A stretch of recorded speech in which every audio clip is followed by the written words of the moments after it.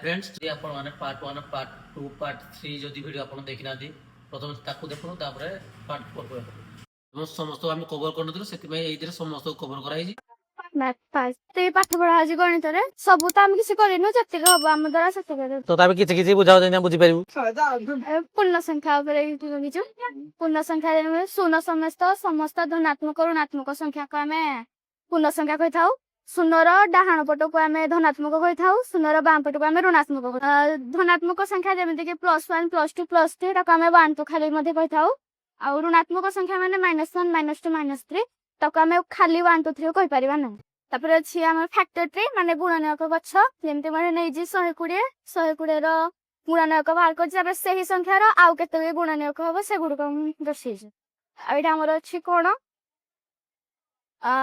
सूक्ष्म कण स्थूल कण समकण सरल कण समकण जेउ कणर परिमाण 90 डिग्री होय थाए ताहा समकण जेउ कणर परिमाण 90 डिग्री रु कम होय थाए ताहा सूक्ष्म कण जेउ कणर परिमाण 90 डिग्री रु अधिका आ 180 डिग्री रु कम ताहा होय थाए स्थूल कण आ जेउ कण पूरा सरल कण ता से होदी 180 डिग्री मोर गुटे क्वेश्चन बुझि पारुनी जदि हमर मैथमेटिकल ताले गच्छ मझिरे कोन मारेला पार्क गच्छ रहइबो सेते जे गणित पार्क से तो संबोधना कोन संबोध आमे एई टाइप रो कोइ बिना माटी रे केमिति माने गच्छ रोइ पाइ पानी साहाଯ୍य रे सब पानी साहाଯ୍य सब गच्छ रोइ होई को गच्छ हम रोइ पारि बंधा कोबी फूलकोबी बैगण शाग पिया टमाटो विभिन्न प्रकार फूल गच्छ औषधीय वृक्ष माने केमिति रोइ हम बिना माटी रे पानी कुंड साहाଯ୍य सेदरे माटी दरकार पड़िबनी ना कोन चारा को माटी साहाଯ୍य रे करबा तापरे पानी स्टैंड रे गच्छ रोइबा माने टोटली सेई कुंडरा माटी दबानी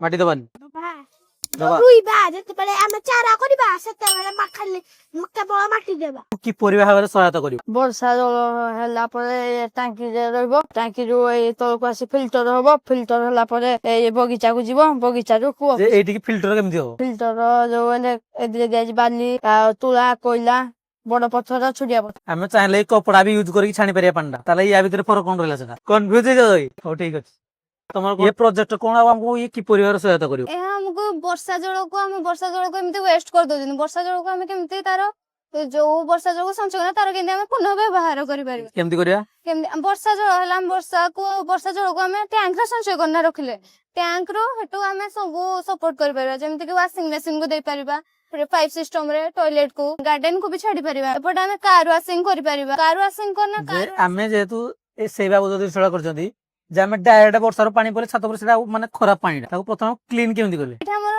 वाटर मोटर लागे माने पानी रखा होई छै हेटा तापर वाटर मोटर हम सब माने कहउचंती जे माने एटा क्लीन करा ଗୋଟେ मोटर दरकार ताडा क्लियर पानी बारियो चला ଆମ ପୃଥିବୀରେ 3 ଭାଗ ଜଳ ଓ 1 ଭାଗ ସ୍ଥଳ ଅଛି ଯେଉଁ 3 ଭାଗ ଜଳର ଅଛି ଆମେ ତାକୁ ସମୁଦାୟ 100 ଭାଗ ନେଲେ ସେଥିରୁ 97 ଭାଗ ସମୁଦ୍ରରେ ଆଉ 2 ଭାଗ ବରଫ ଆକାରରେ ଆଉ 1 ଭାଗ ମଧୁର ଜଳ ଯାହା କି ନଦୀ ନାଳ ପୋଖରୀ ଗାଡିଆ ତା ସହିତ ଭୂତଳ ଜଳ ଆକାରରେ ରହିଛି ବର୍ତ୍ତମାନ ଏତେ ଜଳ ଥାଇ ମଧ୍ୟ ଆମକୁ ଜଳ ସମସ୍ୟାର ଏହାକୁ ଦୂରେଇବା ପାଇଁ ଏକ ପ୍ରୟାସ ଯାହା କି ଜଳମୂଳ ପ୍ରକଳ୍ପ समस्त तो ए दिन सुनाला तुम कोन भाई माने जेंति समुद्र जल को जेंति माने माटे प्यूरिफाई करी कि जेंति माने यूज करबा सेई बेला कोन भाई कलोनी ए लुनिया पानी के हम डायरेक्ट मीठा पानी करि पाबां तो कोन हम की पूरी सहायता करिवो एडा पंखाटा एडा पंखा पंखा पंखा ना आउ किछि ना दिबो तारो एडा एडा बुलिले तळु करंट माने उपरु पानी उठा दिबो बोलिबो ना सीज वाला ये बोल सीज वाला पानी उठा दिबो स्टोरेज कोने टरबाइन घुरा दिबो टरबाइन घुरे के विद्युत शक्ति उत्पन्न करा दिबो अब एडा गुडा कहला सोलर पैन होई मध्य विद्युत शक्ति उत्पन्न करा दिबो सेति आउ ये कोन टरबाइन प्रोजेक्ट माने कोन अब माने ये हमको की परिवार सहायता करिवो आमे जेते सबु माने अलिया आवर्जना पकोजे हेतिरे परिवेश बा वायुमंडल बेसी दूषित हो आमे दूषित होबार ताकू केमति रक्षा करि परिबा सेही विषय रे मो प्रोजेक्ट करी आमे अलिया को चारि भाग रे विभक्त करा गोटा अद्दा सुखिला आ गोटा जैव वस्तु आ गोटे जेते सब इलेक्ट्रिकल माने विपदजनक वस्तु आमे सब चारि भाग रे विभक्त करबा एडारे जेते ब्लू सब जेते सुखिला आ एडारे जेते सब उद्दा आ एडारे जेते सब जैव वस्तु आ एडारे जेते सब प्लास्टिक इलेक्ट्रॉनिक जिंस सब पकेबा आ जे हम माटी रे मिसी पारिवनी आमे ताकू वायुमंडल को छाडी पारिबा ताकू प्यूरिफाई करिके केमति करिया सेटा तुला साहाଯ୍य रे ए मेसिन साहाଯ୍य रे तुला अछि ଏଇ ତୁଳାରେ ମାନେ ଯୋଉ ବାୟୁ ସବୁ ଏଇ ତୁଳାରେ ସେ ହଁ ଏଟାକୁ ଜାଳି ଦେଲେ ଯେ ଦୂଷିତ ମାନେ ବାୟୁଟା ଏଥିରେ ଯୋଉ ଅଳିଆ ଆବର୍ଜନା ଆସିବ ତାକୁ ଏଥିରେ ପ୍ରଥମେ ଢାଳାଯିବ। ଜାଳିବ ଜାଳିକି ଯୋଉ ବାୟୁ ସବୁ ଆସିବ ତାକୁ ଏଇ ମେସିନ ମାନେ ପୁରା ହବ ନାଇଁ ସେଇଟାକୁ ପରିବେଶ ଦୂଷିତ ହବନି କାରଣ ବାୟୁଟା ପ୍ୟୁରିଫାଇ ହେଇକି ବାହାରିବ। ଏଇଥର ପ୍ୟୁରିଫାଇ ମାନେ ଯୋଉ ଜିନିଷଟା ଜାଳିବ ଜାଳି ସାରିଲା ପରେ ଯୋଉ ବାୟୁଟା ଏଇଥର ପ୍ୟୁରିଫାଇ ହେଇକି ବାୟୁମଣ୍ଡଳକୁ ଯିବ। ଇ ଫ୍ୟାକ୍ଟରି ରିସାଇକଲ ଫ୍ୟାକ୍ଟରି ବଗିଚା ୟା ସହିତ ତାର ସମ୍ପର୍କ କଣ? ଏଇଟା ଖାଲି ଶୋ ପାଇଁ ଏମିତିରେ ବି ମାଟି ବି ଦୂଷିତ ହଉଛି ଏଇ ଅଳିଆ ଆବର୍ଜନା ଯୋଗୁ। ଯାହା ଜୈବ ଜିନିଷ ବାହାରୁଛି ଆମେ ତାକୁ ଜାଳିକି ବି ମାଟିଟାକୁ ଉର୍ବର କରିପାରିବା। ଧନ୍ୟବାଦ। କଣ ଏ project? Waste management and sustainable agriculture with green energy অর্থাৎ বর্জ্যবস্তু পরিচালনা ও সৌরশক্তি সাহায্যের সমন্বয় কৃষি। ଡିଟେଲ ଟିକେ ବୁଝାଅ। ଆମର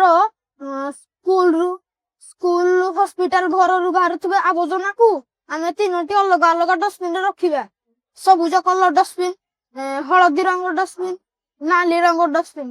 ସବୁଜ ରଙ୍ଗର ଡଷ୍ଟବିନରେ ଓଦା ଆବର୍ଜନା ରଖିବା ଯେମିତି କି ରୋଷେଇ ଘରୁ ବାହାରୁଥିବା ଆବର୍ଜନା, ମନ୍ଦିରରୁ ବାହାରୁଥିବା ପଚାସଢା ନଡିଆ, କଦଳୀ ଚୋପା ଇତ୍ୟାଦି ରଖିବା। ହଳଦୀ ରଙ୍ଗର ଡଷ୍ଟବିନରେ ଆମେ ଶୁଖିଲା ଆବର୍ଜନା ଯେପରିକି ଶୁଖିଲା କୁଟା କାଠି, କାଗଜ, ଛିଡା କନା, ତୁଳା ଇତ୍ୟାଦି ରଖିବା। ନାଲି ରଙ୍ଗର ଡଷ୍ଟବିନରେ ଆମେ ପ୍ଲାଷ୍ଟିକ ଜିନିଷ ଯେପରିକି ଭଙ୍ଗାରୁଜା ପ୍ଲାଷ୍ଟିକ ଖାସ କରି ପଲିଥିନକୁ ରଖାଯିବ। ଏ ଗାଡି ସାହାଯ୍ୟରେ ହଳଦୀ ରଙ୍ଗର ଡଷ୍ଟବିନ, ନାଲି ରଙ୍ଗର ଡଷ୍ଟବିନର ଆବର୍ଜନାକୁ ଆମେ ଗାଡି ସାହାଯ୍ୟରେ ଫ୍ୟାକ୍ଟ୍ରି ପଲିଥିନ ରିସାଇକଲ ଫ୍ୟାକ୍ଟ୍ରିକୁ ଅଣାଯିବ। ଏଥିରେ ଆମର ଭଙ୍ଗାରୁଜା ପ୍ଲାଷ୍ଟିକ ଜିନିଷକୁ ଏଠି ରଖାଯିବ ଓ ପଲିଥିନ ବିନିଯୋଗୀ ପ୍ଲାଣ୍ଟକୁ ଅଣାଯିବ। ଏଥିରେ ଆମ ପ୍ଲାଷ୍ଟିକ ରିସାଇକଲ ଫ୍ୟାକ୍ଟ୍ରିରେ ପ୍ଲାଷ୍ଟିକ ଜିନିଷ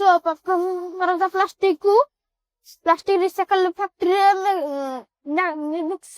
ମିକ୍ସର ମେସିନରେ ଗୁଣ୍ଡ କରାଯାଇ ତାକୁ 400 କେବିନରେ ଉତ୍ତପ୍ତ କରି ସେଥିରୁ ଯୋଉ ତରଳ ପଦାର୍ଥ ବାହାରେ ସେଥିରେ ଆମେ ନୂତନ ପ୍ଲାଷ୍ଟିକ ଜିନିଷ ଯେପରିକି ପ୍ଲାଷ୍ଟିକ ବାଲ୍ଟି, ପ୍ଲାଷ୍ଟିକ କପ୍ ଇତ୍ୟାଦି ରଖିବା।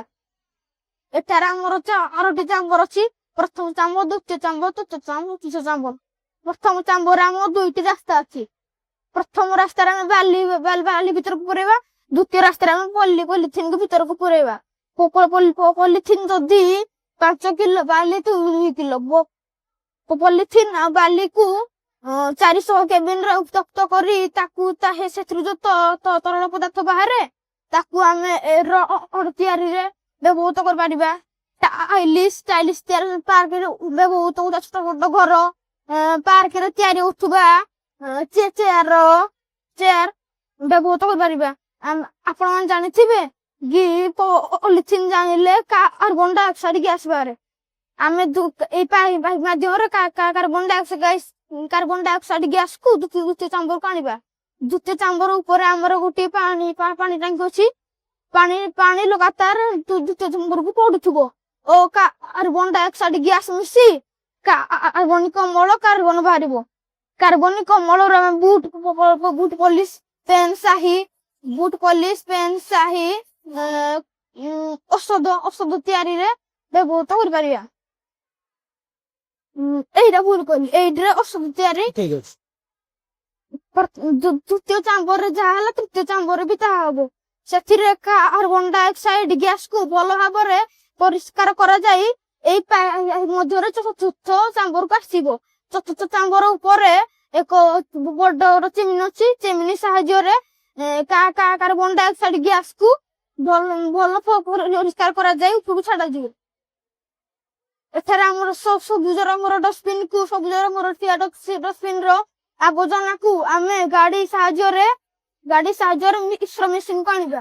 ମିକ୍ସର ମେସିନରେ ତାକୁ ଗୁଣ୍ଡ କରାଯାଇ ପାଇପ ମାଧ୍ୟମରେ କମ୍ପୋଷ୍ଟ ପିଟକୁ ଅଣାହବ। କମ୍ପୋଷ୍ଟ ପିଟରେ ତାକୁ ମାଟି ପାଣି ମିଶା ଯାଇ କିଛି ଦିନ ରଖାଯିବ। ସେ ଜୈବିକ ସାରରେ ପରିଣତ ହେଇଯାଇଥିବ। ସେଥିରେ କେଞ୍ଚୁଆ ବି ସୃଷ୍ଟି ହେଇଯାଇଥିବ। ଏହାକୁ ଆମେ ଯଦି ଚାଷ ଜମିରେ ପକାଇଲେ ଚାଷ ଫସଲ ଭଲ ହୁଏ। ଆମର ଏଠାରେ ରୋଡରେ ତିଆରି ହଉଥିବା ରୋଡ ଲାଗୁଥିବା ଲାଇଟ ବି ଆମେ ସୋଲାର ପ୍ଲେଟରେ ଲଗେଇ ପାରିବା। ଓ ପାଣି ଟାଙ୍କି ଫସଲରେ ପାଣି ପକେଇବା ପାଇଁ ଆମର ବୋରିଂ କୂଅ ବୋରିଙ୍ଗରୁ ପାଣି ଉଠାଇ ଆମେ ସିଞ୍ଚନ ପ୍ରଣାଳୀରେ ପକେଇବା। ଆଉ ଯଦି ଆମେ ଡାଇରେକ୍ଟ ପକେଇବା ଆମର ଡାଇରେକ୍ଟ ପଇଲେ ଅନାବନା କାଶ ଉଠିବ, ଘିଞ୍ଚିବା ପାଇଁ ପ୍ରବଳ ହସ ହବ। ସେଥିପାଇଁ ଆମର ଛୋଟ ପଦ୍ଧତି ଥିବାରୁ ଆମେ ଯୋଉ ପ୍ରଣାଳୀକୁ ଆମେ ଏଥିରେ ଦେଖେଇଛୁ। ଆମର ବଗିଚାକୁ ଜଗିବା ପାଇଁ ସମୟ ମିଳୁନାହିଁ, ତାହେଲେ ଆମେ ବିଦ୍ୟୁତ ବାଡର ବ୍ୟବହାର କରିପାରିବା। ଯେପରି ଗାଈ ଯେପରି ଫସଲ ଖାଇବା ପାଇଁ ଆସିବ, ସାଇରନ୍ ବାଜିବ, ଗାଈ ଡରିକି ପଳାଇବ। ତାକୁ କରେଣ୍ଟ ଲାଗିବନି। ନା, ଖାଲି ସାଇରନ୍ ବାଜିବ, ଡରିକି ପଳାଇବ। ଆମେ ଯେତେବେଳେ ବଗିଚାକୁ ଯିବା ସାଇରନ୍ ବନ୍ଦ କରିଦବା, ଆଉ ଆମେ ଭିତରକୁ ଗଲେ ବାଜିବନି। ସଲା ଆମ ବିଜ୍ଞାନ ମେଳାରେ ଯେତେ ବି ପ୍ରୋଜେକ୍ଟ ଆଣିଛନ୍ତି ଇଏ ହଉଛି ନମ୍ବର 1। ଇଆ ଭଳିଆ ପ୍ରୋଜେକ୍ଟ ଆକ୍ଚୁଆଲି ବି କେହି ଆଣିନାହାନ୍ତି, ମାନେ ସମସ୍ତେ ଖାଲି କପି ପେଷ୍ଟ ଆଣିଛନ୍ତି। ଇଏ ଆକ୍ଚୁଆଲି ଅରିଜିନାଲ କଣ୍ଟେଣ୍ଟ।